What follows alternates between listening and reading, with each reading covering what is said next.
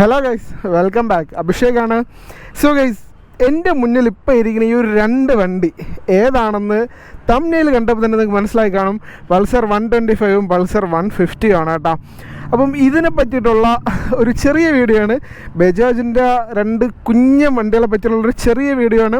So നമുക്ക് ഇന്നലെ വീഡിയോയിലോട്ട് പോകാം. വീഡിയോയിൽ നമ്മൾ ചാനൽ ആദ്യമായിട്ടാണ് നിങ്ങൾ അറിഞ്ഞ് കാണുന്ന ശേഷം സബ്സ്ക്രൈബ് ചെയ്യുക. തൊട്ടടുത്താണെന്ന ബെല്ലൈക്കൺ എനേബിൾ ചെയ്യുക. എനിക്ക് മാത്രമേ നമ്മൾ അപ്ലോഡ് ചെയ്യുന്ന പുതിയ പുതിയ വീഡിയോസിന് നോട്ടിഫിക്കേഷൻ ലഭിക്കുന്നുള്ളൂ. മാത്രമല്ല അന്നേരം ഇൻസ്റ്റാഗ്രാം ഐഡിയും ഫേസ്ബുക്ക് പേജും ഡിസ്ക്രിപ്ഷനിലോട്ട് ജസ്റ്റ് ഒന്ന് കയറി പവർ ആകട്ടോ. പിന്നെ നമ്മുടെ വാട്സ്ആപ്പ് ഗ്രൂപ്പിൽ ജോയിൻ ചെയ്യാൻ മറക്കണ്ട. അവിടെ വണ്ടിക്കാര്യം മാത്രം. വാട്സ്ആപ്പ് ഗ്രൂപ്പിൻ്റെ ലിങ്ക് ഡിസ്ക്രിപ്ഷനിലുണ്ട്. കയറിയ പവർ ആക്കാം.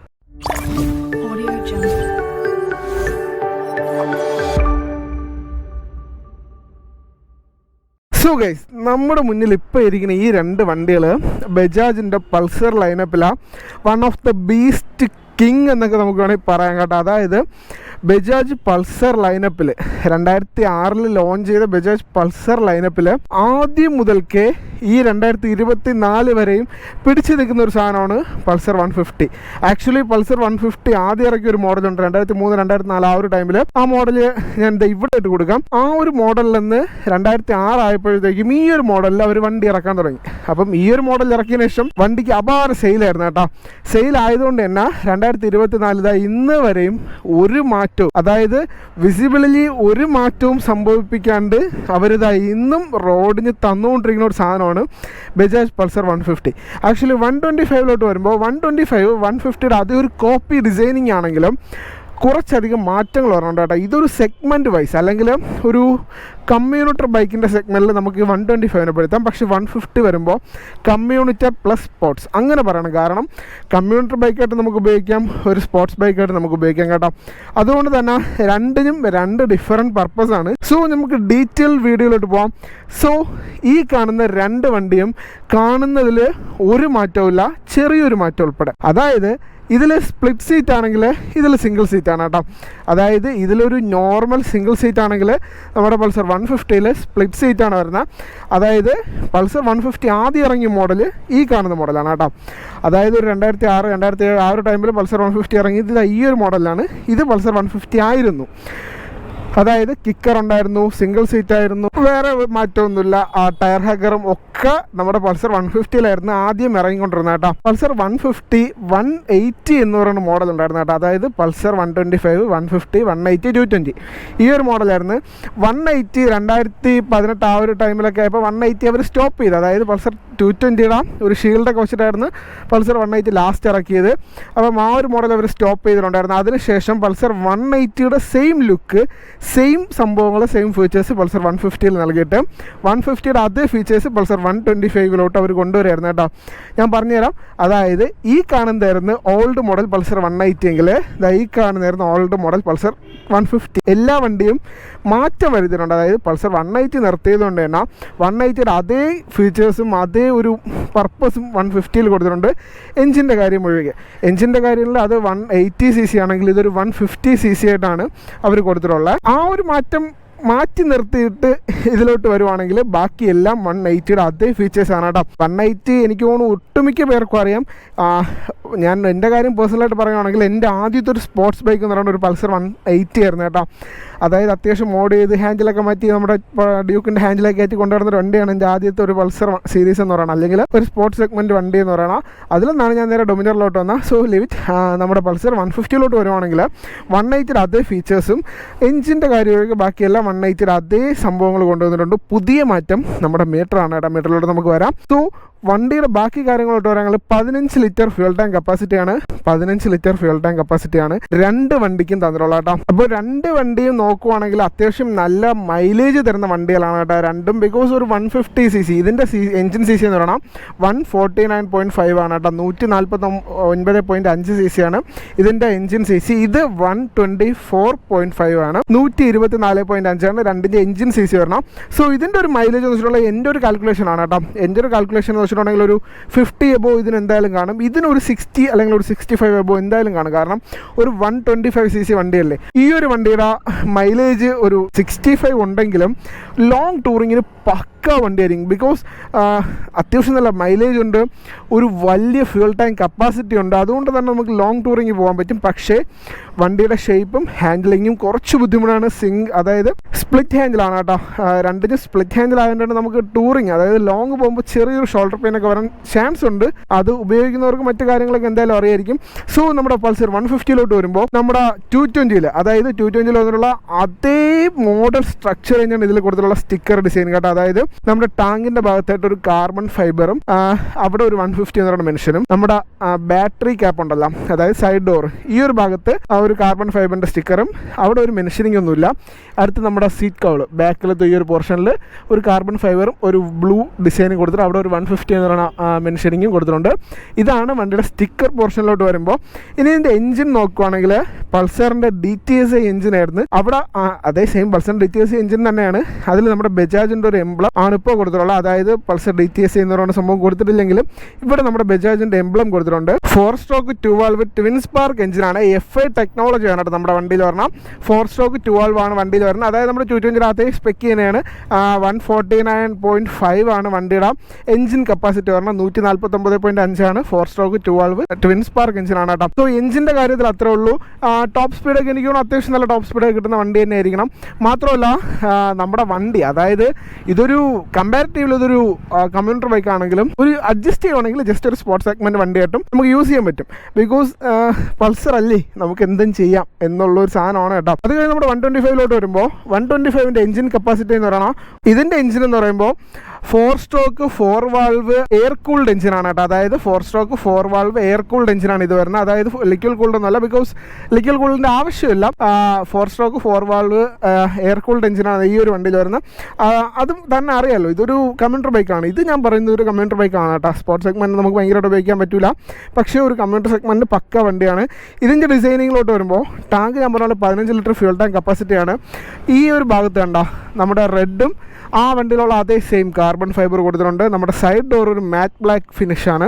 ഇതിൽ ചെറിയൊരു കാർബൺ ഫൈബർ കൊടുത്തിട്ടുണ്ട്.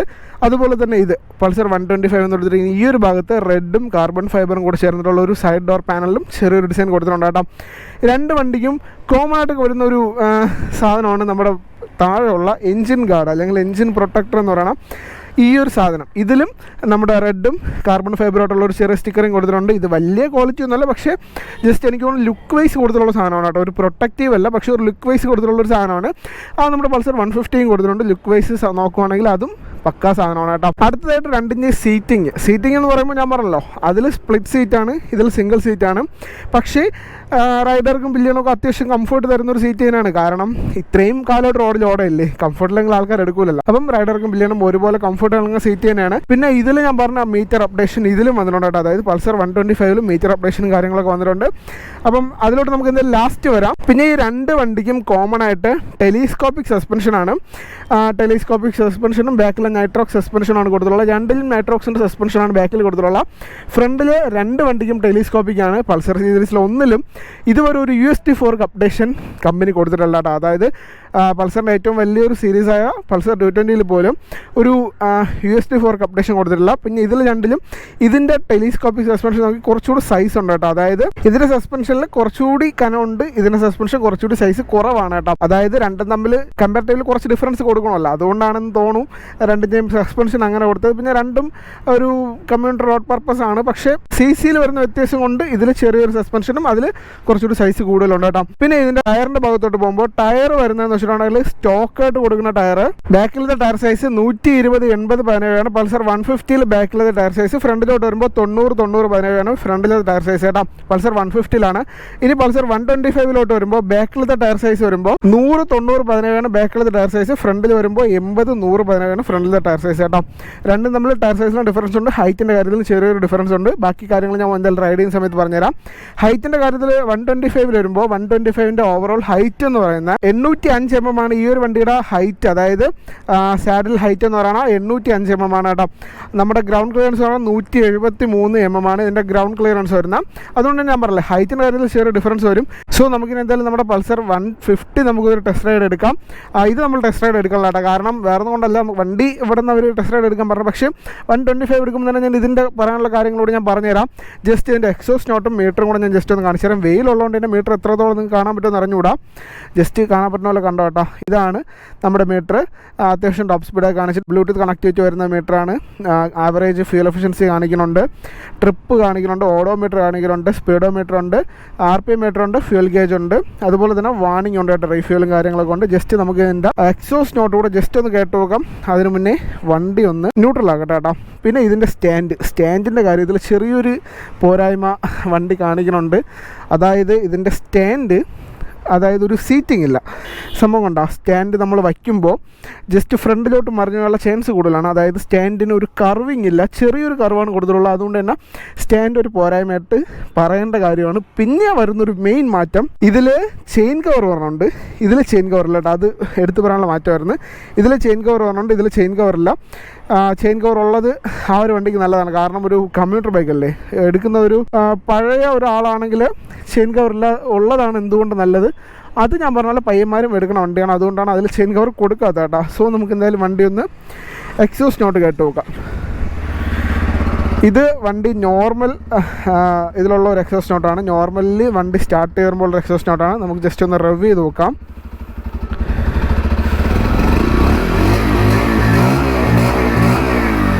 ഇതാണ് വണ്ടി റിവ്യൂ ചെയ്യുമ്പോഴുള്ള വണ്ടിയുടെ എക്സോസ്റ്റ് നോട്ട് കേട്ടോ. സോ ഇതാണ് പൾസർ 125. സിമ്പിളാണ്, പക്ഷേ ഒരു കമ്മ്യൂണിറ്റി സെഗ്മെൻറ്റ് പറ്റിയ വണ്ടിയാണ് കേട്ടോ. സോ നമുക്കിനി പൾസർ 150 ഒന്ന് ടെസ്റ്റ് റൈഡ് എടുക്കാം. ടെസ്റ്റ് റൈഡ് എടുക്കുമ്പം ജസ്റ്റ് ഇതിൽ പറയാനുള്ള കാര്യങ്ങൾ ബാക്കി ഞാൻ പറഞ്ഞുതരാം. സോ നമുക്ക് എന്തായാലും വണ്ടി എടുക്കാം. അപ്പം നമുക്ക് പൾസർ 150 ഒരു ടെസ്റ്റ് റൈഡ് എടുക്കാം കേട്ടോ. രണ്ടും ടെസ്റ്റ് റൈഡ് ഉണ്ട്, പക്ഷേ ഞാൻ ജസ്റ്റ് 150 എടുക്കണുള്ളൂ. അപ്പം നമുക്ക് റോഡിലോട്ട് ഇറങ്ങിയിട്ട് ബാക്കി കാര്യങ്ങൾ പറഞ്ഞുതരാം.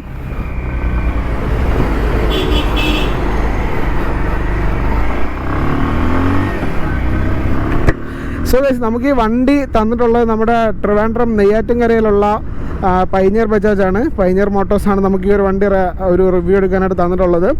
അപ്പം അവരോട് ആദ്യം തന്നെ ഞാനൊരു താങ്ക്സ് പറയുവാണ്. കാരണം ഞാൻ ചോദിച്ച ഉടനെ തന്നെ എനിക്ക് 2 വണ്ടിയും അവർ തന്നിട്ടുണ്ടായിരുന്നു കേട്ടോ. ജസ്റ്റ് ഓട്ടിക്കുന്ന സമയത്ത് എനിക്ക് തോന്നുന്നു അത്യാവശ്യം നൈസാണ് കേട്ടോ ഓട്ടിക്കാനായിട്ട്. നൈസ് എന്ന് വെച്ചാൽ നല്ല നൈസാണ് ഓട്ടിക്കാനായിട്ട്. എൻജിൻ്റെ കാര്യത്തിലായാലും ഗിയറിൻ്റെ കാര്യത്തിലായാലും ഗിയർ ഷിഫ്റ്റിംഗ് ഒക്കെ അത്യാവശ്യം നല്ല സ്മൂത്താണ്. ഭയങ്കര ഇതൊന്നുമല്ല, പക്ഷേ അത്യാവശ്യം നല്ല സ്മൂത്താണ് കേട്ടോ. ഞാൻ പറഞ്ഞില്ല, ഇത് പയ്യന്മാർക്ക് കൂടെ പറ്റിയ വണ്ടിയാണ്. ഇപ്പം അത്യാവശ്യം ഒരു 150cc വണ്ടി എടുക്കണമെന്ന് ആഗ്രഹമുള്ളവർക്ക് ഞാൻ പ്രിഫർ ചെയ്യുന്നത് ഈ ഒരു വണ്ടി തന്നെയാണ് കേട്ടോ. കാരണം നൈസാണ്. നൈസെന്ന് വെച്ചാൽ നല്ല നൈസ് വണ്ടിയാണ്. നമുക്ക് കൊണ്ടു നടക്കാനായാലും ഒരിടത്ത് കൊണ്ടുപോകാനായാലും നൈസാണ്. പിന്നെ ഈ ഒരു പൾസറിൻ്റെ മാത്രമായിട്ടുള്ള ഒരു പ്രത്യേകതയുണ്ട് കേട്ടോ. അതെന്താണെന്ന് അറിയാമോ? നമ്മുടെ ഈ ഒരു പൾസർ വണ്ടി, അതായത് പൾസർ വണ്ടി നമ്മൾ എവിടെ കൊണ്ടുപോയിരുന്നാലും നമുക്ക് കിട്ടുന്ന ആ ഒരു ഇതുണ്ടല്ലോ, സാറ്റിസ്ഫാക്ഷനും മറ്റുള്ളവർ നമ്മുടെ വണ്ടി നോക്കുമ്പോഴുള്ള ഒരു ഫീലും, അത് അത്യാവശ്യം മാരകമാണ് കേട്ടോ. നമുക്ക് ജസ്റ്റ് ഇവിടുന്ന് വണ്ടി വളച്ച് ഇനി ഷോറൂമിലോട്ട് പോകാം. ഞാൻ ഓവറായിട്ട് ടെസ്റ്റ് റൈഡ് എടുക്കല്ല കേട്ടോ. അപ്പം കണ്ട വണ്ടി കയറുമ്പോൾ ഒരു സൗണ്ട് കണ്ട. പിന്നെ ആ പുതിയ വണ്ടിയില്ല, നമുക്ക് ഓവറായിട്ട് റിവ്യൂ ചെയ്യണ്ട. പിന്നെ ഞാൻ പറഞ്ഞില്ല, ഈ ഒരു വണ്ടി നമ്മൾ എവിടെ കൊണ്ടുവരുന്നാലും, ഇന്ത്യക്കകത്ത് നമ്മൾ എവിടെ ഈ ഒരു വണ്ടി കൊണ്ടുവരുന്നാലും ആൾക്കാർക്ക് മനസ്സിലാവും ഇതൊരു പൾസർ ആണെന്ന്. കാരണം ഒരു ബജാജിൻ്റെ ഒരു ബ്രാൻഡിങ് ഈ വണ്ടിയിൽ കൊടുത്തിട്ടുള്ളതെന്ന് വെച്ചാൽ എഞ്ചിൻ്റെ ഭാഗത്ത് മാത്രമാണ് ബജാജിൻ്റെ ഒരു എംബ്ലം, അതും ചെറിയൊരു എംബ്ലം കൊടുത്തിട്ടുള്ളത്. പക്ഷേ ഈ ഒരു പൾസർ എന്ന് പറയുന്ന പേര് അത് മതി നമ്മുടെ ആൾക്കാർക്ക് മനസ്സിലാവാനായിട്ട്. ഈ ഒരു പൾസർ എന്ന് പറയുന്ന പേര് മതി. കാരണം പണ്ട് മുതൽക്കേ തന്നെ എല്ലാവർക്കും അറിയാം പൾസർ ബജാജിൻ്റെതല്ലേ എന്നുള്ളൊരു കാര്യം. അതുപോലെ ആ ഒരു കോൺഫിഡൻസ് ഉള്ളതുകൊണ്ടാണ് ബജാജ് ഇന്നും പൾസറിന് വേറൊരു മാറ്റമോ ഒരു അപ്ഡേഷനോ ഒന്നും കൊടുക്കാണ്ട് ഇന്നും ഈ ഒരു മോഡലിൽ അവർ വണ്ടി ഇറക്കാനുള്ള ഒരു കോൺഫിഡൻസ് അത് മാരകമാണ് കേട്ടോ. മാരകമെന്ന് വെച്ചാൽ ഭയങ്കരമാണ്, വേറെ ലെവലാണ് കേട്ടോ. സോ ഇത്രയൊക്കെ ഉള്ളൂ ഇതിൽ പറയാനായിട്ട്. ജസ്റ്റ് രണ്ടും തമ്മിലുള്ള കമ്പാരിസൺ, അല്ലെങ്കിൽ ഈ രണ്ട് വണ്ടിയും ഇപ്പോഴും ഇറങ്ങുന്നു എന്ന് നിങ്ങൾക്കൊന്ന് കാണിക്കുക, അതായിരുന്നു എൻ്റെ ഒരു ഉദ്ദേശം എന്ന് പറയണം. ജസ്റ്റ് നിങ്ങളൊന്ന് പറയട്ടെ. ഇതിൽ ഒരുപാട് കാര്യങ്ങൾ ഞാൻ പറയാനായിട്ട് വിട്ടുപോയിട്ടുണ്ട്. പിന്നെ ഞാൻ പറഞ്ഞതിൽ ചെറിയൊരു തെറ്റുണ്ടായിരുന്നു. ഫ്യൂൽ ടാങ്ക് കപ്പാസിറ്റി, ഇതിൻ്റെ ഫ്യൂൽ ടാങ്ക് കപ്പാസിറ്റി എന്ന് പറയണം 15 ലിറ്റർ അല്ല 12 ലിറ്ററാണ് കേട്ടോ. അത് ഞാൻ പറഞ്ഞതിൽ എനിക്ക് ചെറിയൊരു തെറ്റുണ്ടായിരുന്നു. 12 ലിറ്ററാണ് ഇതിൻ്റെ ഫ്യൂൽ ടാങ്ക് കപ്പാസിറ്റി വരുന്നത്. അപ്പം അത് ഞാൻ ഇപ്പം മാറ്റുവാണ്. അപ്പം നമ്മുടെ 125 ഇവിടെ തന്നെ ഉണ്ട്. നമ്മുടെ വണ്ടി ഇവിടെ വെച്ചിട്ടുണ്ട് കേട്ടോ. സോ ഇത്രയൊക്കെ ഉള്ളൂ കേട്ടോ. സ്റ്റാൻഡ് ഇടാം. ഇതിൻ്റെ സ്റ്റാൻഡും കുറച്ച് പോരായ്മയാണ്, പക്ഷേ രണ്ടിൻ്റെയും സ്റ്റാൻഡിൽ ഡിഫറൻസ് ഉണ്ട്. ഇത് നമ്മുടെ പൾസറിൻ്റെ ആദ്യത്തെ സ്റ്റാൻഡാണ്. ഇത് ഇപ്പോഴായിട്ടൊന്നൊരു ന്യൂലി ലോഞ്ച് ചെയ്തൊരു സ്റ്റാൻഡാണ് കേട്ടോ. അപ്പം സ്റ്റാൻഡേർഡ് വണ്ടിയാണ് രണ്ടും. അത്യാവശ്യം ആൾക്കാർക്ക് എടുക്കണമെന്നുണ്ടെങ്കിൽ എടുക്കാം. ഇപ്പോഴും ഈ രണ്ട് വണ്ടി ഇറങ്ങുന്നുണ്ട്. സോ ഈ ഒരു വണ്ടി നിങ്ങൾക്ക് എടുക്കണമെന്നുണ്ടെങ്കിൽ നമ്മുടെ ട്രിവാൻഡ്രത്ത് നെയ്യാറ്റിൻകരയിലുള്ള നമ്മുടെ പൈനിയർ ബജാജിനെ കോൺടാക്ട് ചെയ്താൽ നിങ്ങൾക്ക് വണ്ടി എടുക്കാനായിട്ട് പറ്റും. കോൺടാക്ട് ഡീറ്റെയിൽസും കാര്യങ്ങളും ഡിസ്ക്രിപ്ഷനിലുണ്ട്. ജസ്റ്റ് ഒന്ന് പവർ ആക്കുക കേട്ടോ. നമ്മുടെ വാട്സപ്പ് ഗ്രൂപ്പ് ഡിസ്ക്രിപ്ഷനിലുണ്ട്. വണ്ടി പറ്റിയുള്ള എന്ത് കാര്യങ്ങൾ അറിയണമെങ്കിലും അവിടെ നോക്കിയാൽ മതി. അവിടെ വണ്ടിക്കാര്യം മാത്രം. സോ അടുത്തൊരു വീഡിയോ ഇടണം. അതുവരേക്കും ബൈ ബൈ. പോകല്ലേ, ഒരു കാര്യം കൂടെ ഉണ്ട്. ഈ ഇരിക്കുന്ന വണ്ടികളുണ്ടാവും പൾസർ NS 400 220. ഇത് ഞാൻ റിവ്യൂ എടുത്ത വണ്ടിയാണ്. ഡൊമിനോർ 400 125 അതൊക്കെ ഞാൻ റിവ്യൂ എടുത്താണ്. N150 NS 200 നമ്മുടെ ഫ്രീഡം, പ്ലാറ്റിന, ചേതക്ക്. ഈ വണ്ടികളിൽ ഏത് വണ്ടിയുടെ റിവ്യൂ ആണെങ്കിലും ജസ്റ്റ് ഒന്ന് പറഞ്ഞാൽ മതി, നമുക്ക് സെറ്റാക്കാം കേട്ടോ. ഇത്രയും വണ്ടികൾ ഇവിടെ ഉണ്ട്. ബജാജിൻ്റെ എല്ലാ വണ്ടികളും ഇവിടെ ഉണ്ട്. ഏത് വണ്ടിയുടെ റിവ്യൂ ആണെങ്കിലും പറഞ്ഞാൽ മതി, നമുക്ക് സെറ്റാക്കാം. So bye by.